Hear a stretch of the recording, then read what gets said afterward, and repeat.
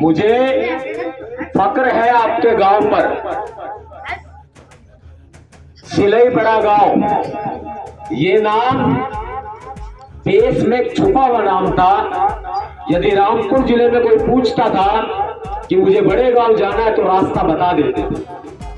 आज जम्मू कश्मीर में, पंजाब में, हरियाणा में, दिल्ली में, उत्तर भारत हो या दक्षिण भारत हो या पूरे भारत के किसी भी कोने में पूछा जाता है कि मुझे सिलई बड़ा गांव जाना है, तो वो कहते हैं अच्छा, यूपी में वो रामपुर का ही गांव।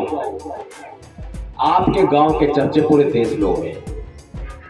मैं दिल्ली से आया, गवाह बैठा हूं इस बात का। और सबसे ज्यादा चर्चे जो हो रहे हैं वो हो रहे हैं आपकी बहादुरी के। मेरी माताएं, मेरी बहनें, उन्होंने जो हिम्मत दिखाई, बाबा साहब अंबेडकर जी का बोर्ड उन्होंने पकड़ के छोड़ा नहीं। वो काबिले तारीफ है। लेकिन एक दुखद घटना जो यहां घटित हो गई। जलियांवाला बाग बनने में कोई कसर नहीं थी यहां पर। वो जनरल डायर जो लखनऊ में बैठा है, उसने आदेश दिया कि गोली चला दो। हम बैठे या सीना तान के, कहां हो, आओ मारो हमें गोली, कर दो हमें छल्ली, हमारी छाती को छल्ली कर दो। अगर तुम्हारा मन भरता है गोलियां मारने से तो हम गोलियां खाने को तैयार हैं।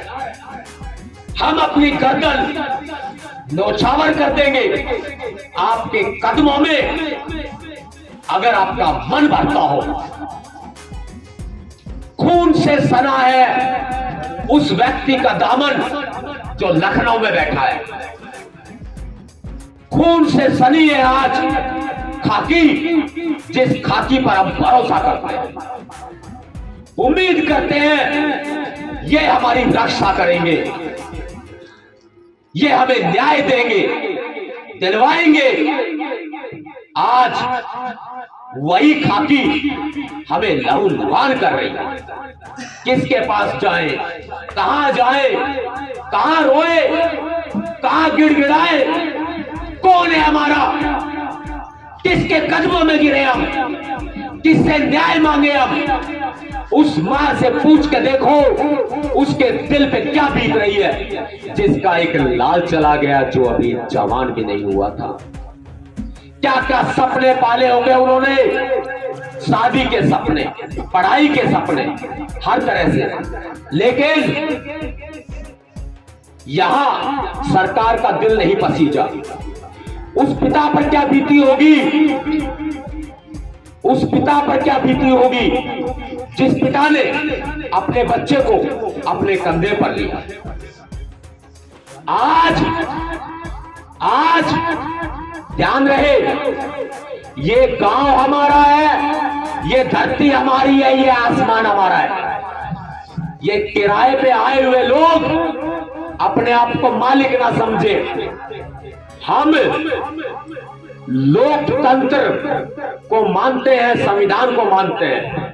हम कानून हाथ में नहीं लेंगे, लेकिन कोई गोली हमें मारेगा तो हम सीना तान के ये कहेंगे, आओ मारो गोली, कर दो हमें छल्ली। डंडा नहीं उठाएंगे, हथियार नहीं उठाएंगे, सिर झुकाने को तैयार है। हम गरीब लोग हैं, हम दलित हैं, हमें न्याय दे दो।